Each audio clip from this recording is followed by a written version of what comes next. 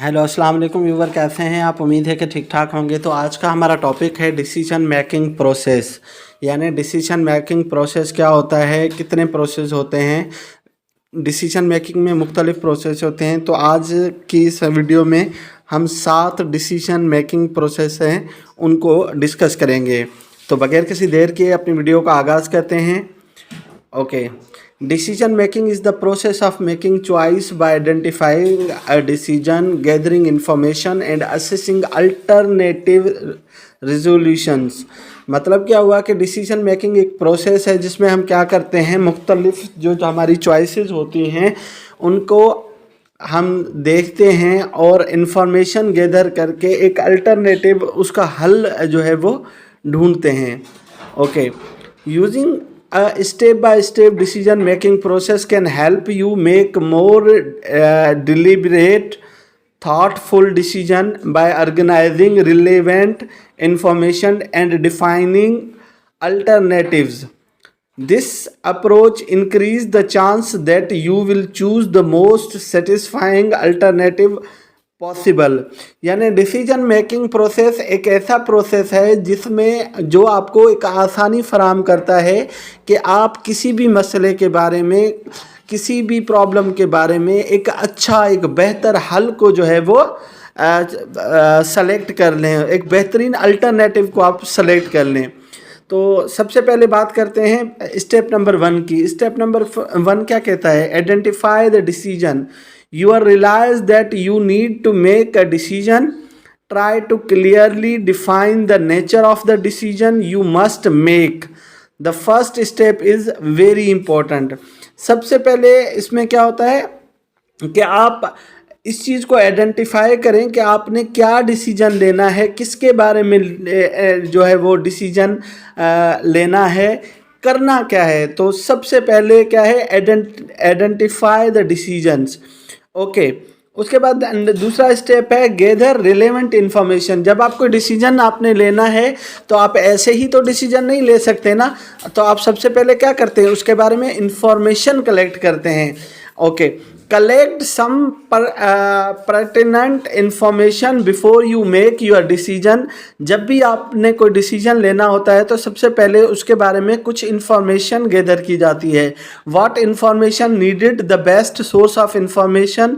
आप सबसे पहले ये तयन कर लें कि आपको कौन सी इंफॉर्मेशन चाहिए और आपका बेस्ट सोर्स ऑफ इंफॉर्मेशन क्या है, and how to get it, और आप उसको किस तरीके से हासिल करेंगे। This steps involve both internal and external work. ठीक है, तो ये क्या है, इस पे डिपेंड करता है दोनों पे, इंटरनल और एक्सटर्नल वर्क पे। सम इंफॉर्मेशन इज इंटरनल, बहुत सारी इंफॉर्मेशन होती है जो इंटरनल होती है। You will seek it through a process of self assessment. आप इसको किस तरीके से हासिल कर सकते हैं, सेल्फ असेसमेंट के ज़रिए आप उसको हासिल कर सकते हैं। Other information is external, you will find it online in books from other peoples and other sources. तो जब भी आप किसी के बारे में कोई भी डिसीजन लेते हैं तो आप उसको क्या करते हैं, उसके बारे में इंफॉर्मेशन कलेक्ट करते हैं, उसके बारे में सोर्सेज कलेक्ट करते हैं और उसके बारे में सोचते हैं कि आया जिसके बारे में भी आपने डिसीजन लेना है उसके बारे में आप डेटा कलेक्ट करते हैं, और कौन सा डेटा, रिलायबल डेटा, काबिल भरोसा डेटा। ठीक है, अच्छा जी। उसके बाद हमारे पास थर्ड है आइडेंटिफाई द अल्टरनेटिव्स। जब आपके पास बहुत सारी इन्फॉर्मेशन आ जाती है तो आप उसमें से एक अल्टरनेटिव लेते हैं ना। As you collect information you will be probably identify several possible paths of action or alternatives. जब आप कोई इन्फॉर्मेशन ले लेते हैं तो आपको क्या होता है, बहुत सारे पॉसिबल्स रास्ते नज़र आने लगते हैं एक्शन के लिए। You can also use your imagination and additional information to construct new alternatives.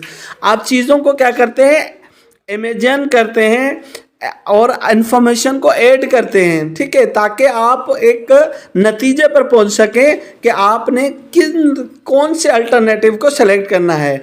In this step you will list all possible and desirable alternative. तो आप क्या करते हैं, एक लिस्ट बना लेते हैं जिसमें आप बता देते हैं कि ये अल्टरनेटिव जो है मुझे काम आ सकते हैं। उसके बाद हमारे पास है चौथा है वे द एविडेंस।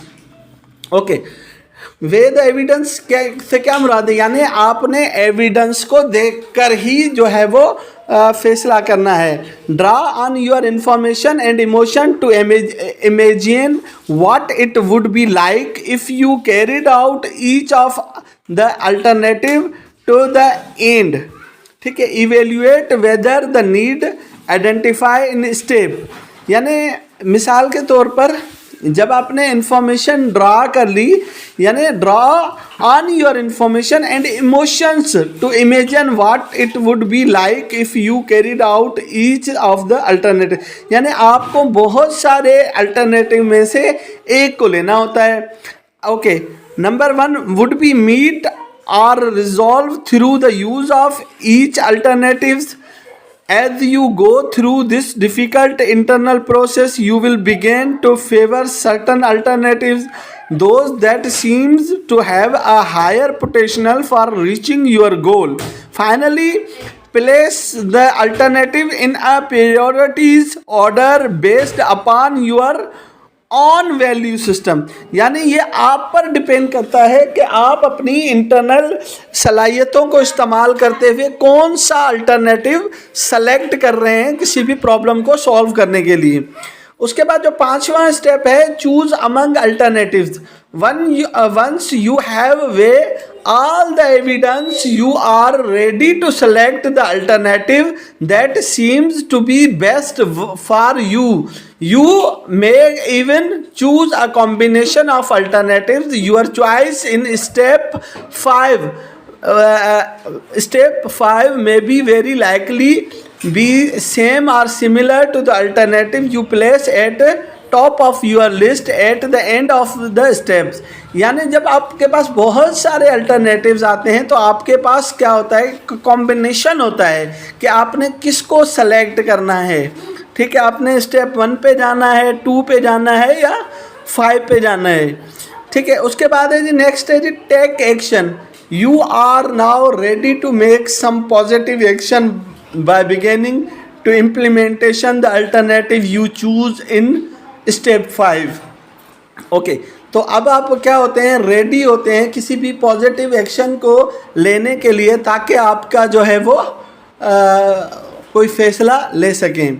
उसके बाद है 7 है जी review your decision and its consequences. In this final step, consider the result of your decision and evaluate whether or not it has resolved the need you identified in step 1. If the decision has not met the identified need, you may want to repeat certain steps of the process to make a new decision. For example, you might want to gather more details or somewhat different information or explore additional alternative, यानी बहुत सारी जगहों पे आपने क्या करना होता है, रिव्यू करना होता है अपने डिसीजन को, उसको चेक करना होता है, उसके नतीजों को चेक करना होता है, उसको समझना की जो है वो ज़रूरत होती है। तो आज जो हमने चीज़ सीखी उसमें सबसे पहले आता है हमारे पास क्या, डिसीजन मेकिंग प्रोसेस। तो आज हमने डिसीजन मेकिंग प्रोसेस के बारे में सीखा।